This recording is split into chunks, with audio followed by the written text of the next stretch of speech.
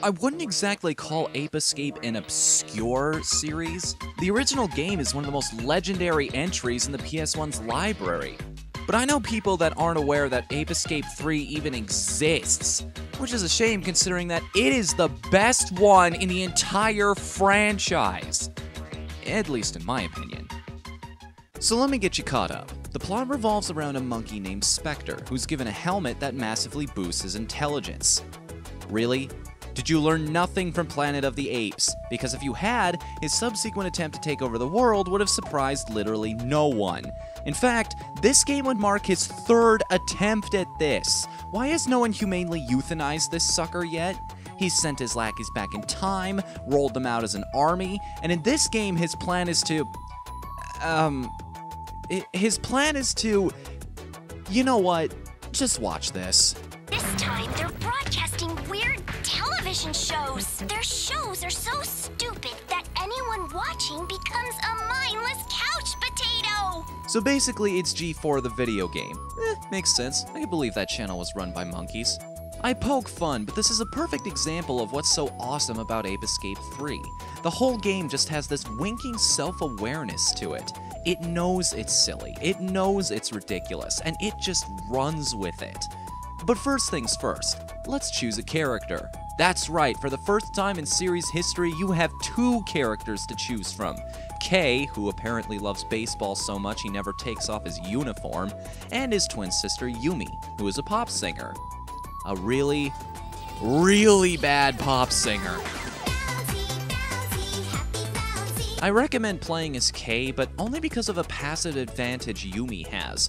Apparently singing songs less interesting than Scream and Shout garners you a fan or two in the monkey community, as some of them will simply sit back in awe at Yumi's presence and let her catch them. The problem is that these are usually some of the stronger monkeys and some of the tougher and more interesting choke points in the game, which makes it feel like you're kinda cheating the experience a bit. Regardless of your choice though, Ape Escape has always been about the gadgets. The RC car, the stun club, the sky flyer, they all make comebacks, but it's the new set of toys you get to play with that sets this one over the top. May I introduce the morph gear. By filling up that bar next to your health, you can activate one of several alternate forms that Kay or Yumi can turn into on a whim. Imagine if in Mario you had the power to use the Hammer Brothers suit whenever you felt like it, but only for a limited time. The best part is, each form has its own completely unique abilities. The Fantasy Knight can defend against any assault, the Wild West Kid can attack and capture from a distance, an almost overpowered ability. The Miracle Ninja's extra speed is essential if you're attempting the time trials, and then we get into my favorite. Now, when you think of character classes, what comes to mind? Warriors, mages, archers, rogues, the typical stuff. Not many people think of genies. Sam! Think of the genie dancer as like a better version of the RC car. You drive the genie around to attack enemies, and the form also offers a ranged net shot. You can also lure out hiding monkeys with the irresistible power of busting a move.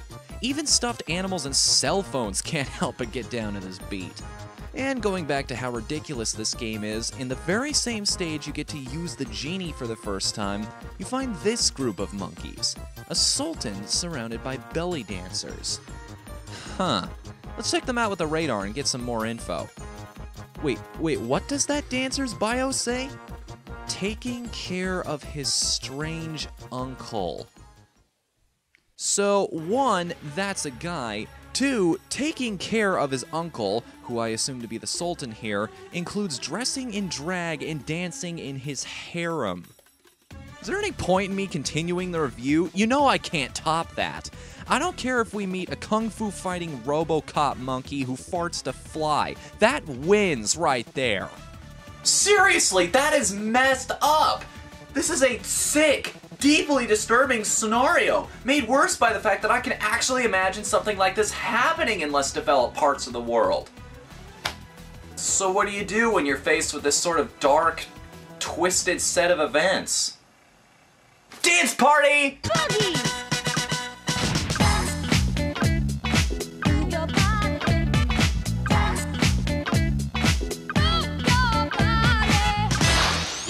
Another really fun aspect of this game is the constant references. Remember, you're trying to take down recording studios here, and each one is filled to the brim with parodies, cultural icons, and jabs at famous media. Everything from Beauty and the Beast to Indiana Jones gets a moment in Ape Escape 3. There's even an entire level devoted to the movie Heat, complete with a bank heist and everything.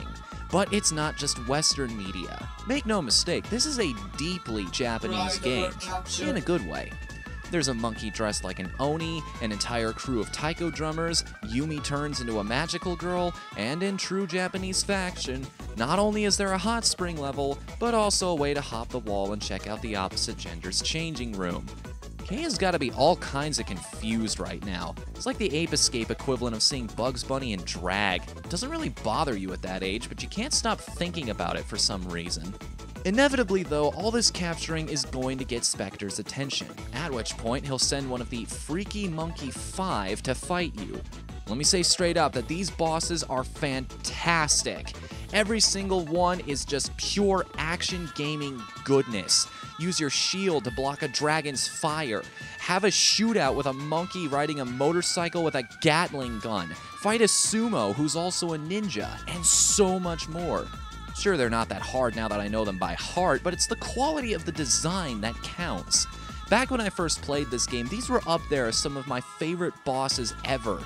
And even though I'm rounded and experienced enough these days to know that objectively they're not the best, on a personal level, they're still there. I could go on, but suffice to say, I could play this game over and over. There's just so much of all this good stuff.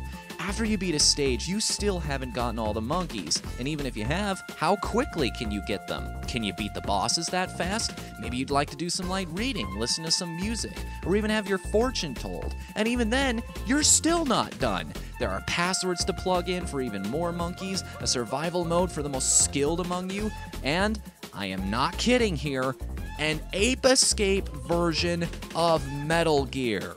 I've got a request to make of you as an old high school friend. Ah, Campbell, is it? The same. Been a while, hasn't it, Professor? Or should that be Stonehead? Oh, don't bring up that old nickname. Haven't we buried the hatchet by now? Gerard, I have to put you up to this one. If by some miracle you're watching my videos, I want, nay, beg, nay, challenge you to do a video on this game. I will personally send you my own copy if that's what it takes. More people need to review Ape Escape 3 in its entirety, and here's why. After getting so burned out from working on the site, on these videos, on a game that may or may not be featured on the next episode of RTGs, and even my own game, I just needed something to escape into for a bit. Digging through my old collection, I saw this and realized, yeah, I want to review that. It brought me back from a creative slump. That's how good it is. I want people to start talking about this franchise again, because from what I understand, the idea of an Ape Escape 4 is still up in the air. Spike's inclusion in PlayStation All-Stars wasn't for nothing. I know you guys want this too. The series has slept long enough, and with the PS4 right on the horizon, it may just be time to make a killer app all over again. Just make me a promise, no more pop songs.